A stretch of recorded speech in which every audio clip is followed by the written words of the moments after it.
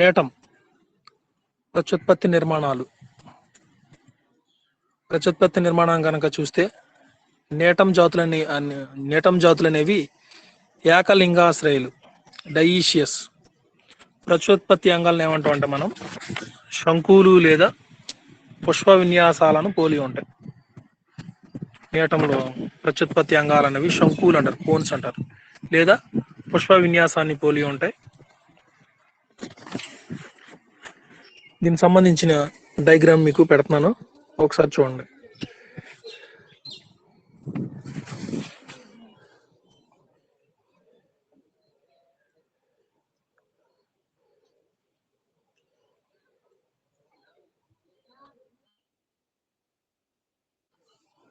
Diagram నేటం పురుష విన్యాసాలు. నేటం జాతులు అన్నీ కూడా ఏకలింగాశ్రయులు,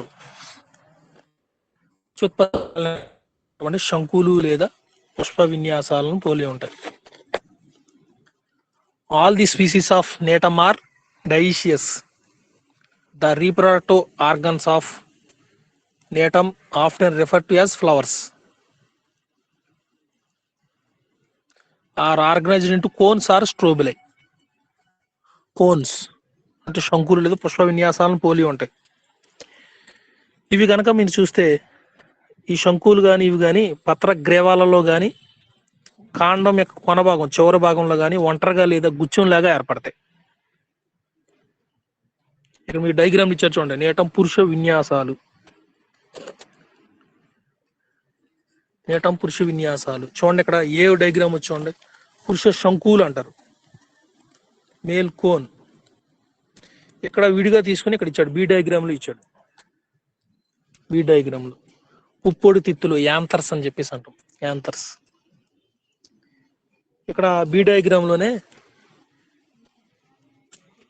ఇక్కడ ఒక కప్పు తీసుకుని ఇలా ఉన్నాయి కదా, ఒకదాని మీద ఒకటి ఒకదాని మీద ఒకటి, ఈ కప్పు తీసుకుని ఇక్కడ ఇచ్చాడు, సి డయాగ్రామ్ లో ఇచ్చాడు. ఆ సి డయాగ్రామ్ లో మనకి ఏమంటాయంటే పుష్పాలు అనమాట. ఇవి యాక్చువల్ ఇవి పుప్పొడి తిత్తులు, యాంథర్స్ అని చెప్పేసి అంటాం, యాంథర్స్ పుప్పొడి తిత్తులు. తర్వాత వచ్చి డి డయాగ్రామ్ లో చూడండి, ఇది ఒక పుష్పాన్ని తీసుకుని ఇక్కడ ఇచ్చాడు డి డయాగ్రామ్ లో. చూడండి, పరిపత్రం అంటే పెరియాంత్ అంటాం, వృంతాన్ని ఏమో స్టాక్ అంటాం, పుప్పొడి తిత్తులు యాంథర్స్ అంటారు అనమాట. ఈ విధంగా మనకు నేటం పుష్ప విన్యాసాలని కనపడతాయి. అయితే నేటం జాతులన్నీ కూడా ఏకలింగాశ్రయులు, ప్రత్యుత్పత్తి అంగాలు శంకులు అంటారు అనమాట. శంకులు లేదా పుష్ప విన్యాసాలను పోలి ఉంటాయి. ఇవి ఎక్కడ ఏర్పడతాయి అంటే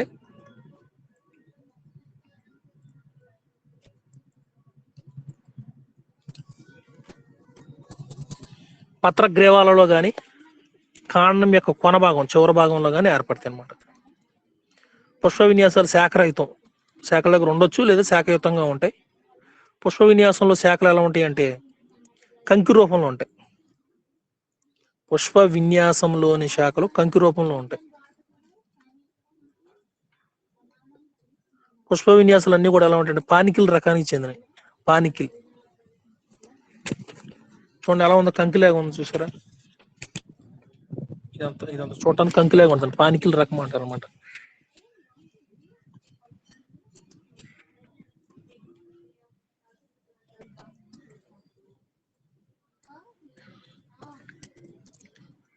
తర్వాత వచ్చి పురుష విన్యాసము. ఒక నిమిషం అమ్మాయి, ఇక్కడ డిస్టర్బెన్స్ గా ఉంది, వర్షం ఒకటి వస్తుంది బయట, ఇక్కడ లోపలికి వెళ్తే సిగ్నల్ రావట్లే.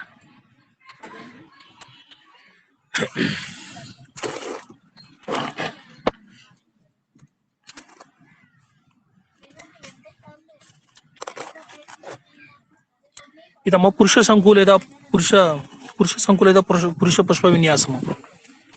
మీరు కనుక చూస్తే మేల్ స్ట్రోబిలస్ కనుక చూస్తే పురుష శంకు చిన్న అక్షం ఉంటది. ఈ అక్షం కణుపులుగా విభేదనం చూపించి ఉంటది అనమాట, కణుపులుగా. చూసారా డయాగ్రామ్ లో, ఇదో కణుపు, ఇదో కణుపు, ఇదో కణుపులుగా మాధ్యమాలను చూపించింది. పురుష శంకు చిన్న అక్షం ఉంటది. ఈ కడుపు మాధ్యమాలు పొట్టుగా ఉంటాయి. ప్రతి కణుపు వద్ద వర్తులాకార పుచ్చాలు కలిసి ఒక గిన్నె వంటి నిర్మాణాన్ని ఏర్పడతాయి. కప్ షేప్డ్ ఏర్పడతాయి అన్నమాట. దీన్ని మనం కాలర్ లేదా క్యూల్ అని చెప్పేసి అంటారు. కాలర్ లేదా క్యూప్యూల్. ఈ ప్రతి పుష్పంలో ఎన్ని ఉంటాయి అంటే 10 నుంచి 25 కాలర్లు ఉంటాయి అన్నమాట. ప్రతి పుష్ప విన్యాసం మీద 10 నుంచి 25 కాలర్లు ఉంటాయి. చూడండి, ఈ గిన్నెలాగా ఉన్నాయి చూసారా? ఒక నిమిషం చూడమ్మా. పురుష శంకు చిన్న అక్షరం ఉంటుంది. ఈ శంఖం అనేది కణుపులుగా మాధ్యమాలను చూపించింది.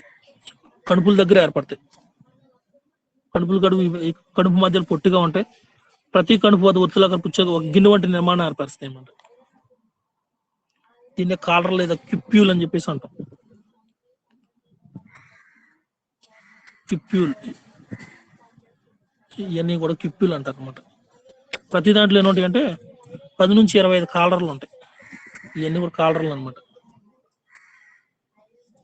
మొత్తం ఒకదాని మీద ఒకటి ఉన్నాయి చూడండి. కణుపుల మీద మొలుస్తాయి అన్నమాట. ఇవి వచ్చేసరికి దీని ప్రతి దాని మీద, ప్రతి పుష్ప విన్యాసం మీద 10 నుంచి 25 కాలర్లు ఉంటాయి అన్నమాట. Caller. The bracts are connate throughout their length and forming a cup-like collar which surround the axis. There are 10 to 25 collars in each strobulus. Pushpa విన్యాసం మీద 10 నుంచి 25 వరకు కాలర్లు ఉంటాయి. మళ్ళీ చెప్తున్నానమ్మా, నీటం జాతులన్నీ కూడా ఏకలింగాశ్రయాలు. ప్రత్యుత్పత్తాంగాలని శంకులు లేదా పుష్ప విన్యాసాలను పోలి ఉంటాయి. పానికిల రకానికి చెందినవి. చూడండి, మనకి అన్ని కంకిలాగా ఉన్నాయి. కంకి టైపులో ఉంటాయి అన్నమాట. పురుష శంకు నిర్మాణాన్ని చూసినప్పుడు ఎలా ఉంటుంది అంటే కణుపులుగా విభేదనం చెంది ఉంటుంది. ప్రతి కణుపు వద్ద వర్తులాకార పుచ్చాలు కలిసి ఒక గిన్నె లాంటి నిర్మాణం ఏర్పరుస్తాయి. చూడండి, ఇదో గిన్నె, ఇదొకటి ఇలాగనమాట ఏర్పరిస్తే ఇటువంటి నిర్మాణాన్ని ఏర్పరిస్తే దీన్ని మనం కాలర్ లేదా క్యూప్యూల్ అంటాం అనమాట. కాలర్ లేదా క్యూప్యూల్. ఆ ప్రతి కాలర్లోకి వచ్చేసరికి ఇక్కడ ఒక కాలర్ తీసుకున్నారు చూడండి. సపోజ్ జాగ్రత్తగా గమనించండి. ఇది చిన్నగా ఉంది కదా, ఇదో కాలర్. ఈ కాలర్ని తీసుకుని ఇక్కడ సి డయాగ్రామ్ విడిగా ఇచ్చాడు చూడండి. ఇది గిన్నెలాగా ఉంది చూడండి, విడిగా ఇచ్చాడు. ఆ కాలర్ అంటాం. ప్రతి కాలర్లు ఎన్ని ఉంటాయి అంటే 10 నుంచి ప్రతి కాలర్ క్యూప్యూల్ అంటారు. ప్రతి పుష్ప విన్యాసం మీద 10 నుంచి 25 వరకు ఉంటాయి కాలర్లు. లెక్కేసుకోండి మీరు, 10 నుంచి 25 వరకు ఉంటాయి. 1, 2, 3 ఇలా చూసుకుంటే మీకు 10 నుంచి 25 వరకు ఉంటాయి. There are 10 to 25 collars in each stobulus. They lie very close to each other because of the suppression of the internodes. కణుపుల మీద ఏర్పడతాయి. ఇంటర్నోడ్స్ అంటాం అని చెప్పేసి అంటాం. The axis is divided into nodes and internodes.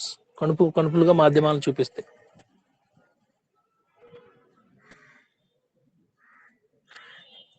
Thus bracts are fused along their margins and form a cup-shaped structures around the axis. ప్రతి కణుపు వద్ద ఎలా ఉంటాయి అంటే వర్తులాకార పుచ్చాలు. చూడండి, at each node a pair of decussate bracts are born. Thus bracts are fused along their margins and form a cup-shaped structure around the axis. ప్రతి కణుపు వద్ద వర్తులాకార పుచ్చాలు కలిసి ఒక గిన్నె వంటి నిర్మాణం ఏర్పడతాయి, కప్ షేప్డ్. దీన్నే మనం కాలర్ లేదా క్యూప్యూల్ అంటమాట. This cup-like structure is called the cupule or the collar. ప్రతి కాలర్లు ఏమిటి అంటే ప్రతి పుష్ప విన్యాసం మీద 10 నుంచి 20 ఇలా చూసుకుంటూ పోతే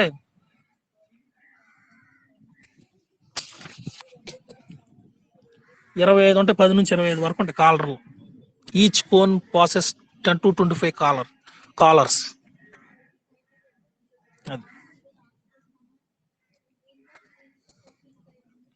తర్వాత వచ్చి మీకు 10 నుంచి 25 ఉంటాయి.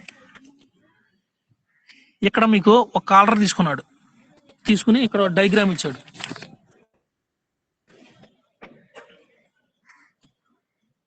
సి డయాగ్రామ్ సింగిల్ గా తీసుకుని ఇచ్చాడు. ఆ కాలర్ అంట చూడండి ఒకసారి. ప్రతి కాలర్ నందు 3 నుంచి 6 వలయాల్లో పురుష పుష్పాలు ఏర్పడతాయి. ఇది అసలు యాక్చువల్ పుష్పాలు ఇలా 3 వలయాలు ఏర్పడతాయి అంట పురుష పుష్పాలు అనేవి. కింద ఒక వలయం, పైలో ఒక, అలాగే 3 నుంచి 6 వలయాలు పురుష పుష్పాలు ఏర్పడతాయి. ప్రతి వలయంలో ఎన్ని ఉంటాయి అంటే 20 నుంచి 30 వరకు పురుష పుష్పాలు ఉంటాయి. కాలర్ లో పురుష పుష్పాలు ఉంటాయి, గుర్తుపెట్టుకోండి. ఇది కాలర్ కదా, ఇది కాలర్, ఇది కాలర్, ఇలాగా 10 నుంచి 25 వరకు ఉంటాయి మొత్తం మీద. ప్రతి కాలర్ లో కనుక చూసుకుంటే మీకు ఇక్కడ పుష్పాలు అంటారు. ఈ పుష్ప పుష్పాలు అనేవి 3 నుంచి 6 వలయాలు ఏర్పడతాయి అంట. ప్రతి వలయంలో మళ్ళీ ఎన్ని ఉంటాయి అంటే 25 నుంచి 30 పుష్ప పుష్పాలు ఉంటాయి. ఇదొక వలయం, ఇదొక వలయం, వలయాలు ఏర్పడతాయి.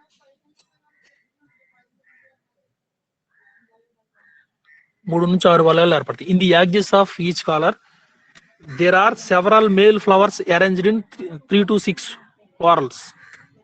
In each whorl there will be a number of male flowers. 25 నుంచి 30 వరకు ఉంటాయి ప్రతి దాంట్లో కూడా. 3 నుంచి 6 వలయాలు ఉంటాయి. ప్రతి వలయంలో కూడా ఎన్ని ఉంటాయి అంటే 25 నుంచి 30 వరకు ఉంటాయి అన్నమాట పురుష పుష్పాలు అనేవి. Each whorl there will be a number of male flowers 25 to 30.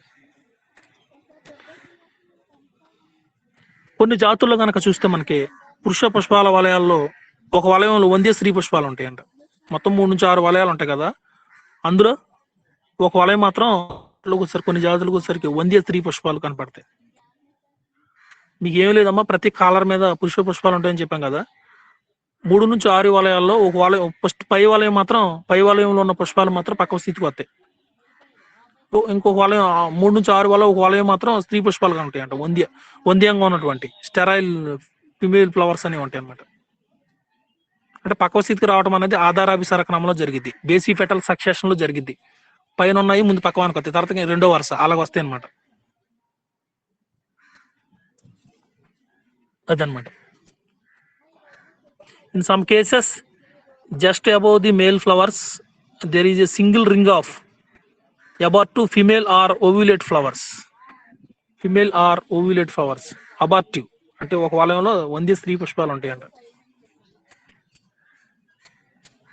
చూడండి, the strobilus is very compact when young, but at maturity it becomes loose a collar separate from each other.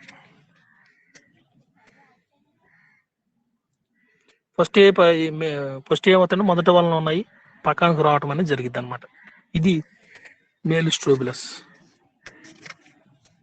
పురుష శంకు లేదా పురుష పుష్ప విన్యాసం అనేది మనకి ఇలా కనపడుద్ది. తర్వాత వచ్చి ఈ కాలర్లు ఎన్ని ఉంటాయమ్మా, మొత్తం ఎన్ని ఉంటాయి అంటే 25 నుంచి 30 వరకు ఉంటాయి కాలర్లో ప్రతి నోడ్ దగ్గర.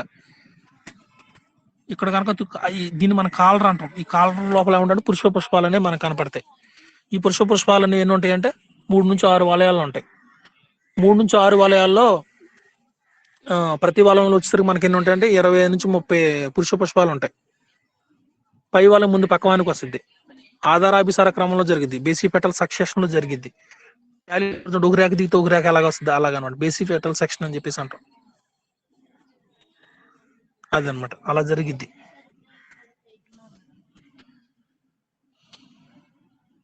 మూడు నుంచి 6 వలయాలు ఉంటాయి. ప్రతి వలయం 20 నుంచి 30 ఉంటాయి. పై వలయం మాత్రం ముందు పక్కవానికి వస్తుంది, తర్వాత వచ్చి రెండో వలయం అలాగనమాట. ఒక వలయంలో మాత్రం ఖచ్చితంగా 3 నుంచి 6 వలయాలు, ఒక వలయం మాత్రం 100 స్త్రీ పుష్పాలు అనేవి ఉంటాయి అనమాట. there is a single ring of abortive female or ovulated flowers. అది. సో ఇంతవరకు అయిపోయింది.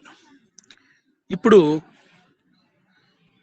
పురుష పుష్పాలు, ఇంతవరకు మనం ఏం చూసాం, పురుష శంకు లేదా పురుష విన్యాసం చూసాం.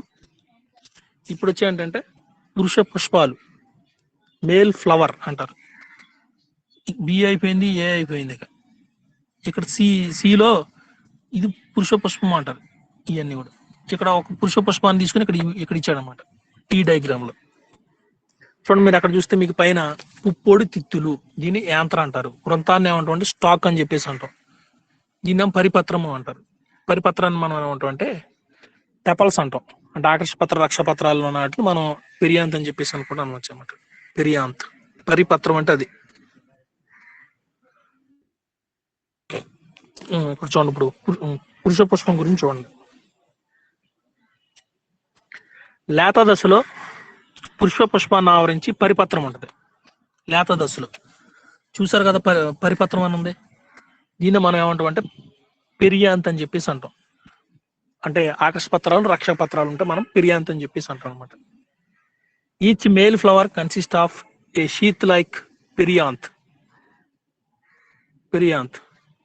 లేత దశలో పురుష పుష్పం నుంచి పరిపత్రం ఉంటుంది. దీని నుంచి ఏమొస్తుందంటే ఒక వృంతం వస్తుంది. వృంతాన్ని మనం ఏమంటాం చూడు, దీని నుంచి ఏమొచ్చింది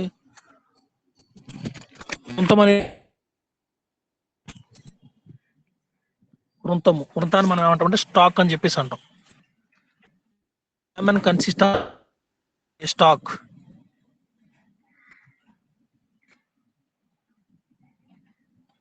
ఈ వృంతం నుంచి ఏమొస్తుంది అంటే పరాగ కోశం అనేది వస్తుంది. యూనిలాక్యులర్ స్టామెన్ అంటారు.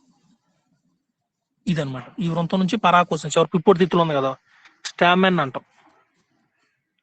స్టామెన్.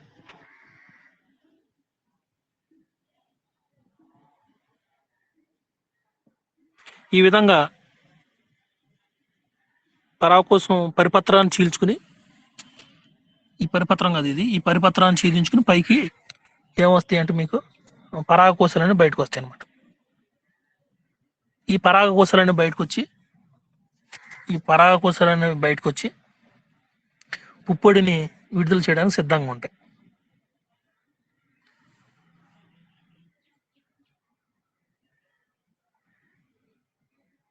అయితే మనకి ఈ పరాగ కోశాల సంఖ్య అనేది పైన ఈ పరాగ కోశాలు ఉన్నాయి కదా, ఈ పరాగ కోశాల సంఖ్య అనేది ఒక్కొక్క జాతిలో ఒక్కొక్క విధంగా ఉంటుంది. నీమోనాయిడిస్ లో వృంతం చివర ఒకే పరాగ కోశం ఉంటుంది. నీమోనాయిడిస్ జాతులు. ఇంకో నేటం ఆఫ్రికానం జాతుల్లో 2 నుంచి 4 వరకే ఫలవంతమైన పరాగ కోశాలు ఏర్పడు. ఒక దాంట్లో ఒక సంఖ్య అనేది ఉంటుంది అనమాట. The number of anthers and the relative sizes of the anther lobes is variable. Let us take for example Natum nemonoides, GNEMONOIDS, Natum nemonoides. దీంట్లో ఒకటే ఉంటుందంట పరాగకోశం చివర. వృంతాన్ని ఛేదించుకుని పరాగ యాంత్ర అనేది ఒకటే ఉంటుంది. The stock beers only one anther lobe. తర్వాత వచ్చి మీకు నేటం ఒలా కానీ నేటం నేమాన్లోకి వచ్చేసరికి నేటం ఆఫ్రికానంలో ఎన్ని ఉంటాయంటే ఇంచుమించు 2 నుంచి 4 వరకే మనకి పరాగ కోశాలన్నీ ఉంటాయి. Gnetum ula, Gnetum gnemon, Gnetum africanum, the number of anthers on one stalk varies from 2 to 4. 2 నుంచి 4 వరకు ఉంటాయంట. అది పరిపత్రాన్ని ఛేదించుకుని పరిపత్రం అంటారు. ఈ పరిపత్రాన్ని ఛేదించుకుని వృంతం వస్తుంది. ఈ వృంతం నుంచి ఏమొస్తుంది అంటే పరాగ కోశం అనేది వస్తుంది అనమాట. యాంత్ర అనేది. పరాగ కోశాలు ఎప్పుడైతే పక్వానికి వచ్చినాయి, యాంత్ర లోబ్స్ అనేవి పుప్పొడిని రిలీజ్ చేయడానికి సిద్ధంగా ఉంటాయి అన్నమాట. ఇది పురుష పుష్పం అనేది ఈ విధంగా ఉంటుంది. ఇక్కడ ఇచ్చారు చూడండి, నేటం పురుష పుష్ప విన్యాసాలు. పానికిల్ టైప్ ఉంటుంది. ఇక్కడ పానికిల్ అంటే కంకి రూపంలో ఉంటుంది. చూడటానికి చూడండి కంకిలాగా కనపడుతుంది మనకి. ఎన్ని ఉంటాయేమో మొత్తం కణుపులుగా ఉంటుంది. 10 నుంచి 25 ఉంటాయి అనమాట. There are 10 to 25 collars in each strobilus. Next తర్వాత వచ్చి మీకు సరే అంతవరకు నేర్చుకున్నారు. సెకండ్ స్టెప్ వచ్చి పురుష సంయోగ బీజదము.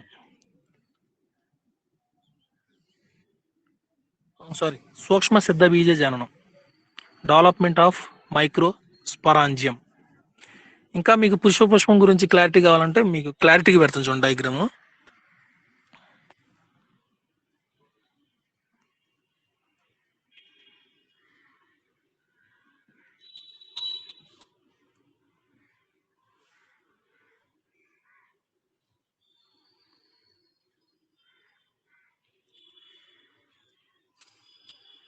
ఇక్కడ చూసారా డయాగ్రామ్ ఎలా ఉందో? పురుష పుష్పం 1, 2 ఈ కాలర్లు అంటారు. నేను రౌండప్ చేస్తున్నాను చూడండి. ఈ కాలర్స్ అంటారు. ప్రతి కాలర్లో పుష్పాలు అనేవి ఏర్పడతాయి. ఇవన్నీ కూడా పుష్పాలు అనమాట. ఇవన్నీ కూడా పుష్పాలు అనమాట. ఎలా ఉంటుందమ్మా పురుష పుష్ప విన్యాసం అనేది? ఓకేనా? సో ఇప్పుడు పురుష పుష్పం వరకు నేర్చుకున్నారు. పురుష పుష్పాల వరకే. ఇప్పుడు సూక్ష్మ సిద్ధ బీజ జననం, డెవలప్మెంట్ ఆఫ్ మైక్రో స్వరాంజ్యం. మనకి సూక్ష్మ సిద్ధ బీజ జననం అనేది యూస్వరాంజియేట్ విధానంలో జరిగిద్ది. ఫస్ట్ ఇక్కడ ఏం జరిగిద్ది అంటే పరాగ కోసం మనం అడ్డుకోత కోసినప్పుడు ప్రారంభ దశలో బాహ్య చర్మం కింద మనకి 2 ప్రథమ బీజాంకుర కణాలు అనేవి కనపడతాయి. ఆర్కిస్పోరియల్ సెల్స్ అని చెప్పేసి అంటాం. యూస్పరాంజియేట్ అభివృద్ధి జరిగిద్ది. మీకు ఆల్రెడీ మీకు స్టార్టింగ్ లో చెప్పాను యూస్పరాంజియేట్ అభివృద్ధి అంటే ఏంటి, లెప్టోస్పరాంజియేట్ అభివృద్ధి అంటే చెప్పాను. The development of microsporangium is of eusporangiate type. Eusporangiate విధానంలో జరిగిద్ది. దీనికి సంబంధించిన డయాగ్రామ్ పెడుతున్నాను, ఒకసారి చూడండి. మైక్రోస్పరాంజియం అంటే సూక్ష్మ సిద్ధ బీజం అంటే పురుష బీజాలు అంటారు. స్థూల సిద్ధ బీజం అంటే స్త్రీ బీజాశయం అని చెప్పేసి అంటాం.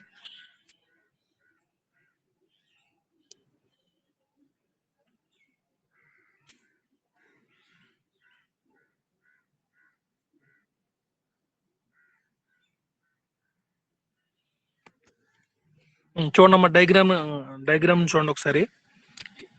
ABCDE ఇక్కడ మీకు 5 డయాగ్రామ్స్ ఇచ్చాడు. అక్కడ చూడండి పైన ఆర్కిస్పోరియల్ కణాలు అని ఉంది. ఆర్కిస్పోరియల్ సెల్స్ అంటే ఏంటంటే ప్రథమ బీజాంకుర కణాలు అంటారు.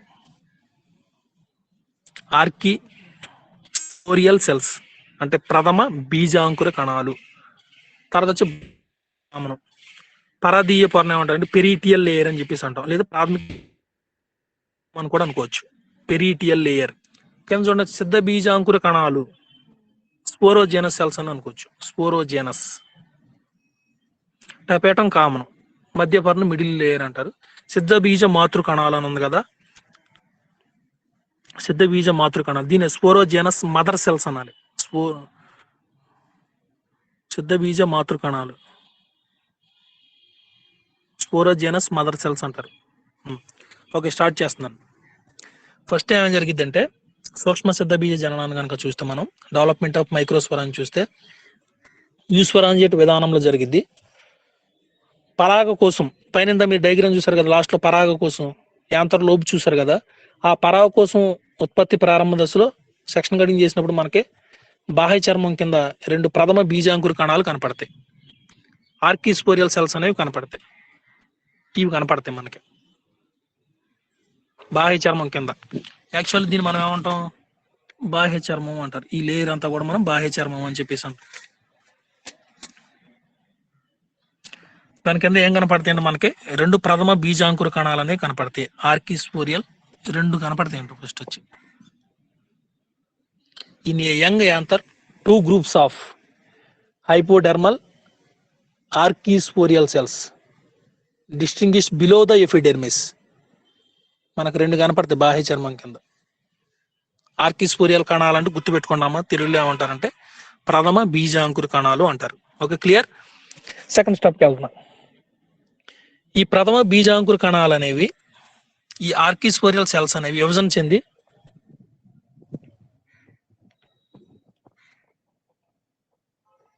2 పొరలు ఏర్పడతాయి. ఆ 2 పొరలు ఒక దాన్ని ఏమన్నారంటే పరదీయ పొర అంటారు, లేదా ప్రాథమిక కుడ్య స్తరము అంటారు, పెరీటియల్ లేయర్ అంటారు. ఇది బయట వైపున ఏర్పడతాయి. లోపల వైపుకి వచ్చేసరికి సిద్ధ బీజాంకుర కణాలు అంటే స్పోరోజెనస్ సెల్స్ అనేవి ఏర్పడతాయి అనమాట. ఏది ఈ ఆర్కిస్పోరియల్ కణాలు అనేవి, మళ్ళీ చెప్తున్నానండి, డయాగ్రామ్ చూడండి. ఈ ఆర్కిస్పోరియల్ కణాలు అనేవి విభజన చెంది 2 కణాలు ఏర్పడతాయి. పై వైపునేమో పరదీయ పొరను ఏర్పరిచింది, ప్రాథమిక కుడ్య స్తరాన్ని. రెండోది వచ్చి సిద్ధ బీజాంకుర కణాలను ఏర్పరిచింది, పెరీటియల్ లేయర్, స్పోరోజెనస్ సెల్స్. రెండిట్లని ఏర్పరుస్తాయి. లోపల వైపునేమో సిద్ధ బీజాంకుర కణాలను ఏర్పడతాయి, స్పోరోజెనస్ సెల్స్ ని. బయట వైపునేమో పరదీయ పొరను ఏర్పరిచింది.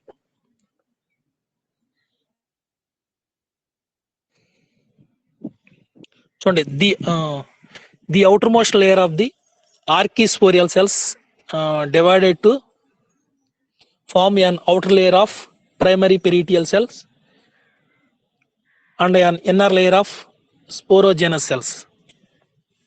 ఆర్కిస్పోరియల్ కణాలు అనేవి విభజన చెంది బయట వైపున పరదీయ పొరాన్ని, లోపల వైపున సిద్ధ బీజాంకుర కణాలను ఏర్పరిచింది అనమాట. The outer most layer of the archisporial cells divide to from an outer layer of primary parietal. Primary parietal means ప్రాథమిక కుడ్య స్తరం అంటారు. And an inner layer of sporogenous cells. Sporogenous cells అంటే ఏంటి? సిద్ధ బీజాంకుర కణాలు. ఇది అనమాట. సో అక్కడ బి డయాగ్రామ్ అయిపోయింది, దాన్ని కూడా పక్కన పెట్టండి. మూడో స్టెప్ వచ్చి మళ్ళీ ఇప్పుడు ప్రాథమిక కుడ్యస్థానం అన్నాం కదా, పెరిటియల్ లేయర్ అనేది. ఇది మళ్ళీ ఇందులో ఒకసారి పరివేష్టిత విభజన జరిగి పెరిక్లేనల్ డివిజన్స్ అనేవి జరిగి టపేటం పొరలు ఏర్పడతాయి. టపేటం ఇక్కడ ఇది పరదీ పొర ఉంది కదా, దాంట్లో మళ్ళీ పెరిక్లేనల్ డివిజన్స్ జరిగి ఇక్కడ ఏర్పడుతుంది అంటే టపేటం అనేది ఏర్పడుతుంది. టపేటం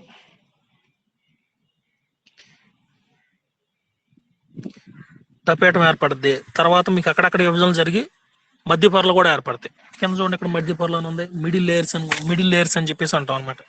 అవి కూడా ఏర్పడచ్చు. తర్వాత మనకి ఇక్కడ వచ్చి సిద్ధ బీజాంకుర కణాలు ఉన్నాయి కదా, స్పోరోజెనస్ సెల్స్ అనేవి. మరి ఇవి కూడా విభజన చెంది సూక్ష్మ సిద్ధ బీజ మాతృకలుగా ఏర్పడతాయి. సిద్ధ బీజ మాతృ కణాలుగా ఏర్పడతాయి అన్నమాట. స్పోర్ మదర్ సెల్స్ గా ఏర్పడతాయి. ఈ సిద్ధ బీజ మాతృకల్లో సిద్ధ బీజాలు అనేవి ఉత్పత్తి అవుతాయి. ఈ సిద్ధ బీజాలు పెరగాలనుకోండి, ఈ సిద్ధ బీజ మాతృకలు ఉన్నాయి కదా, ఈ సిద్ధ బీజ మాతృకలు సిద్ధ బీజాలు ఏర్పడతాయి. ఈ సిద్ధ బీజాలు ఏర్పడడానికి ఈ టపేటం పొర ఉంది కదా, ఈ టపేటం పొర నుంచి పోషక పదార్థాలను గ్రహించి సిద్ధ బీజ మాతృకలు సిద్ధ బీజాలు అనేవి ఏర్పడతాయి అనమాట. కాలక్రమేణా ఈ టపేటం అనేది హరించుకుపోద్ది అనమాట. టపేటంలో మాత్రం 2 కేంద్రకాలు ఉంటాయి. ఎప్పుడైతే ఈ టపేటంలో పోషక పదార్థాలు పీల్చుకుంటూ ఈ కణాలన్నీ కూడా హరించిపోతాయి అనమాట. సిద్ధ బీజ మాతృకలు పీల్చుకుంటాయి అనమాట, స్పోరోజెనస్ మదర్ సెల్స్ అనేవి.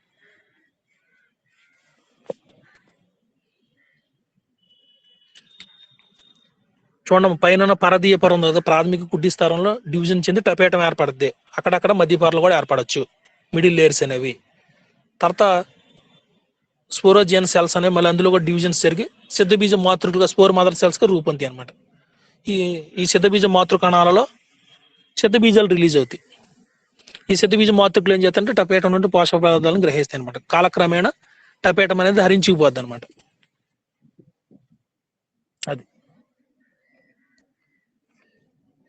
The parietal layer by periclinal divisions. Periclinal divisions అంటే పరివేష్టిత విభజన అంటారు. Gives rise to a wall layer towards outside tapetum layer. The sporogenous cells undergo a few divisions to form the microspore mother cells. సూక్ష్మ సిద్ధ బీజ మాతృకలు అనేవి ఏర్పడతాయి.